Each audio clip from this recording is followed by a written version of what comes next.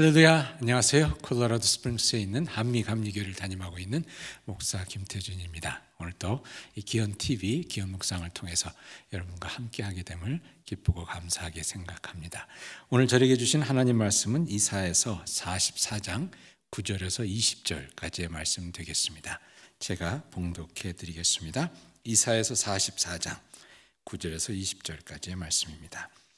우상을 만드는 자는 다 허망하도다. 그들이 원하는 것들은 무익한 것이거늘 그것들의 증인들은 보지도 못하며 알지도 못하니 그러므로 수치를 당하리라. 신상을 만들며 무익한 우상을 부어 만든 자가 누구냐? 보라, 그와 같은 무리들이 다 수치를 당할 것이라. 그 대장장이들은 사람일 뿐이라. 그들이 다 모여서서 두려워하며 함께 수치를 당할 것이니라.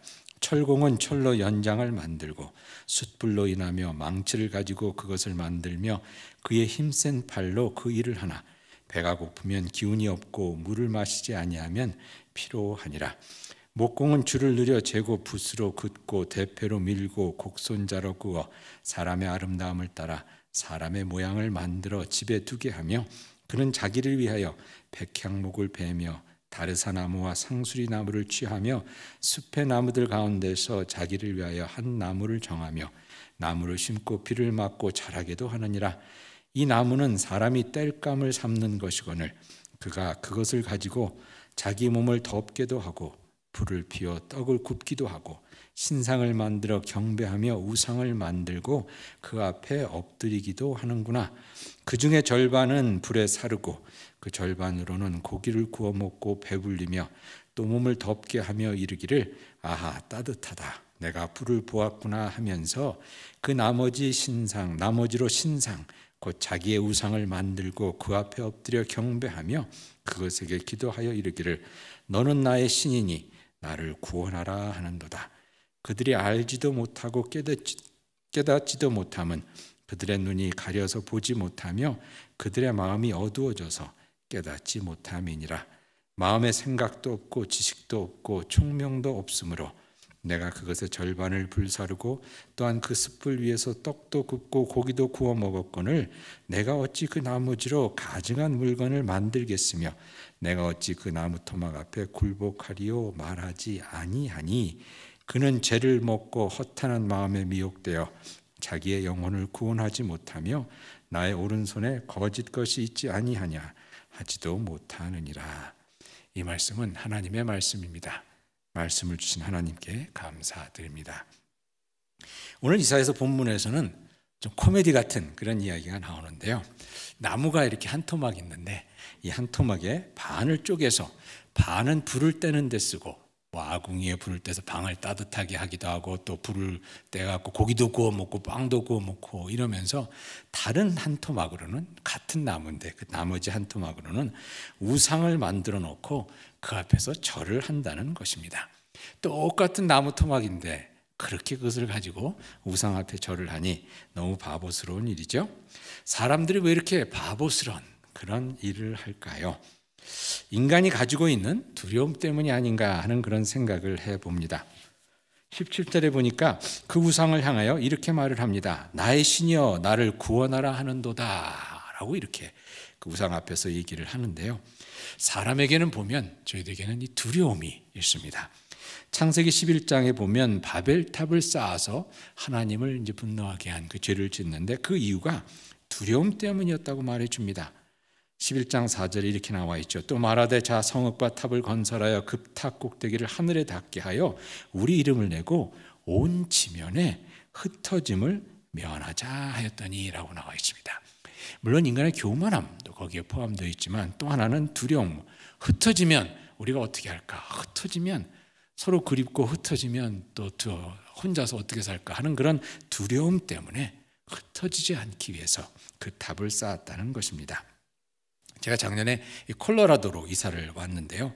식구들은 시카고에서 오래 살았기 때문에 시카고에 친지들도 많고 아는 사람들도 많이 있는데 이곳에 이제 저랑 아내랑 이제 딱 둘이 오게 되었습니다. 근데 하루는 아내랑 운전을 하면서 가다가 문득 그런 생각이 드는 거예요. 우리가 아프면 누가 우리를 병원에 데려다 주지? 하는 그런 질문이 생기더라고요. 그래서 와이프랑 그런 얘기를 좀 했는데, 시카고에 있으면 애들도 있으니까 저희 아이들이 와서 병원에 데려갈 수도 있고, 아는 목사님도 있고, 아는 분들도 있고, 뭐 이래서 도와줄 사람이 여럿이 있는데, 여기는 참 뭐 교인들이 있긴 하지만 참 우리가 이렇게 또 편하게 부탁할 수 있는 사람이 없구나 하는 그런 생각을 하면서 좀 약간 불안한 생각이 들더라고요. 그러면서 그때 들었던 생각이, 가족이 가까이 있으면 그나마 안심이 되는데 말이죠. 근데 그렇게 두려워서 우리들 삶 가운데 그런 두려움, 이런 두려움 저런 두려움이 있다 보니까 우상을 만든다는 것입니다. 무언가 나를 지켜주었으면 해서. 저희 삶을 살면서 이 하나님만을 의지해야 되는데, 많은 경우 이 쓸데없는 것에 저희들의 마음을 두어 이렇게 의지하게 되는 그런 경우가 많이 있죠. 많은 사람에게 그것이 돈입니다. 통장에 돈이 많이 저축되어 있으면 이 안정감이 이렇게 들죠. 그것이 나를 구원해 줄 수 있을 것 같습니다. 어느 목사님이 총회를 교단 총회를 다녀왔는데, 아이가 이런 인사를 하더랍니다. 아빠, 생명보험 있지? 이렇게 물어보더래요. 생명보험 있지? 아마 어디서 얘기를 들었는지 그 생명보험이 있어야 되겠다는 생각이 들었나 보죠. 아빠가 쓰러지면 가족이 어떻게 사나 하는 걱정이 들었나 봅니다. 근데 생명보험이 있으면, 뭔가 통장에 돈이 있으면 이렇게 좀 안정감을 갖는 것이 저희들 아닙니까? 제 와이프는 이 화장지가 마음에 안정을 주는 물건이라고 합니다. 어렸을 때 이제 가정이 힘들었을 때 이 화장지가 집에 없어서 굉장히 고생을 했었나 봐요. 근데 그때 그게 트라우마로 남아 있어서 집에 화장지가 넉넉해야, 냅킨이니 화장지니 파이플타운 이런 것들이 넉넉해야 마음이 편해진다고 해서 늘 이렇게 그걸 쌓아놓고 지냅니다. 집에 밀가루 쌓아놓는 분들도 있죠. 전쟁이 나면 어떡하나 그래서 지하에 보면 물통 여러 개, 라면 박스, 그다음에 그 휴대용 버너 등 이렇게 챙겨놓고 이렇게 사는 분들, 불안하니까 그런 가운데 사는 분들이 있습니다. 요즘은 셀폰 없으면 불안하죠. 어디를 가더라도 셀폰이 없으면 뭔가 이게 큰일 날 것 같고, 뭔가 이렇게 이렇게 세상으로부터 떨어진 것 같고, 가족들이랑도 떨어진 것 같고, 그런 느낌이 납니다. 저희들이 그것들에게 절하지는 않지만 어쩌면 그 모든 것들이 우리 우상인지도 모르겠네요. 그리고 그것을 위해서 우리는 참으로 열심히 일합니다. 오늘 본문에 보니 철공들과 목공들이 열심히 우상을 만드는 모습이 12절과 13절에 나오죠. 철공은 철로 연장을 만들고 숯불로 이남의 망치를 가지고 그것을 만들며 그의 힘센 팔로 그 일을 하나. 배고픈 기운이 없고 물을 마시지 아니하면 피로하니라. 그리고 목공은 줄을 늘여 재고 부추로 긋고 대패로 밀고 곡선지로 그어 사람의 아름다움을 따라 사람의 모양을 만들어 집에 두게 하며 라고 이렇게 이야기합니다. 우상을 만들기 위해서 열심히 일한다는 것입니다. 그런데 그것이 허무하죠. 인생은 우리가 의지하려고 하는 것들이 얼마나 허무한지를 때때로 아주 매정하게 저희들에게 보여주곤 합니다. 셀폰은 있는데 철저를 입고 와서 아무 소용이 없는 경우 다 겪어보셨죠? 화장지는 많은데 변기가 막혀 있다면 아무 소용없지 않습니까? 집은 큰데 열쇠가 없어서 못 들어간다면 밖에서 덜덜덜 떠는 경험을 해본 분들이 있을지 모르겠는데요. 차에 기름은 꽉 차 있는데 배터리가 안 된다거나 타이어가 없으면, 그런데 그런 것이 인생입니다. 이것만 이렇게 있으면 괜찮을 줄 알았는데 결코 그렇지 않다는 것을 저희들이 보게 됩니다. 누가복음 12장에 보면 그런 허무한 인생의 모습을 너무나도 잘 보여주는 이야기가 있습니다. 어떤 부자가 추수를 했는데 아주 풍년이 들었어요. 그래서 12장 18절에 보니까 이렇게 얘기하죠. 내가 내 곡간을 헐고 더 크게 짓고 내 모든 곡식과 물건들을 거기 쌓아두리라. 그러면서 이야기하는 것이, 내가 내 영혼에게 이르되 영혼아 여러 해 쓸 물건들을 많이 쌓아두었으니 평안히 쉬고 먹고 마시고 즐거워하자. 이제는 걱정 안 해도 된다. 그렇게 생각했는데 그날 하나님께서 저의 목숨을 가져가신다면 그 모든 것이 무슨 소용이 있겠냐는 말씀입니다. 여러분, 그것이 우리를 죽음에서 구원해 주지 못하는 거죠. 배고픔, 추움에 두려움이 없이 편안히 잘 사나 했는데 그게 한낱 허무한 꿈이 될 수 있다는 것입니다. 그래서 오늘 이사야서 45장 20절에 이렇게 깨우쳐 줍니다. 열방 중에서 비난한 자들아 너희는 모여오라. 함께 가까이 나오라. 나무 우상을 가지고 다니며 구원하지 못하는 신에게 기도하는 자들은 무지한 자들이니라 라고 말씀합니다. 나무는 집 짓는 데 쓰고 불 떼는 데 쓰라고 하나님께서 우리에게 주신 선물이죠. 돈도 삶을 편하게 하라고 주신 삶의 도구입니다. 화장지도 그렇고 집도 그렇고 차도 그렇고 부모도 자식도 모두 하나님께서 우리에게 주신 귀한 선물이지만 그 모든 것이 결코 우리를 구원하지는 못합니다. 왜냐하면 그 모든 것 역시 하나님께서 만드신 피조물이기 때문입니다. 나무, 땔감으로 쓰기 위해서 만들어주신 것이죠. 돈 써야 합니다. 저희들의 몸 힘쓰기 위해서 주신 것이지 보여주기 위해서 주신 것 아니죠.